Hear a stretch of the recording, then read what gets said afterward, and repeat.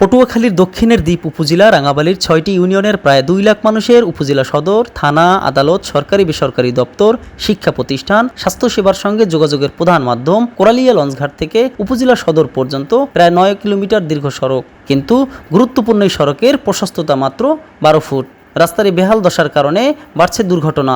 সবচেয়ে বেশি ভোগান্তিতে পড়েন রোগী, শিক্ষার্থী ও কর্মজীবীরা। রাঙাবালিতে হাসপাতাল না থাকায় উন্নত চিকিৎসার জন্য পার্শ্ববর্তী উপজেলা গলাচিপা, পটুয়াখালী বা বরিশাল যেতে হলে এই সড়কই একমাত্র ভরসা। স্থানীয়দের দাবি, নাগরিক সুবিধা নিশ্চিত করতে দ্রুত সড়কটি সংস্কার করা হোক। তাদের আশা, কর্তৃপক্ষ দ্রুত কার্যকর উদ্যোগ নিয়ে দীর্ঘদিনের এই ভোগান্তির অবসান ঘটাবে। রাস্তাটা যদি প্রশস্ত হইতো তাহলে আমাদের জন্য এবং অনেক যাত্রীদের, রোগীদের জন্য সুবিধা হইতো। রাস্তার অবস্থা খারাপ। এই রাস্তাটা পাশে আরো বৃদ্ধি করে এই রাস্তাটা পুনঃসংস্কার করার দরকার। রাঙাবালিতে মোট ৯ কিলোমিটার সড়ক রয়েছে। ২০৪০ সালের সড়ক মাস্টার প্ল্যানে এই সড়কটির উন্নয়ন অন্তর্ভুক্ত রয়েছে। আপাতত সড়কটি চলাচল উপযোগী রাখতে সংস্কারের জন্য একটি প্রকল্প গ্রহণ করা হবে। রাঙামালিতে আমাদের মোট সড়কের পরিমাণ হচ্ছে ৮ কিলোমিটার।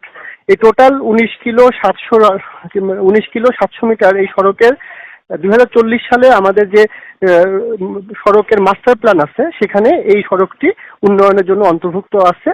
ফরাজি আবু তাহের, বৈশাখী সংবাদ, রাঙাবালি, পটুয়াখালী।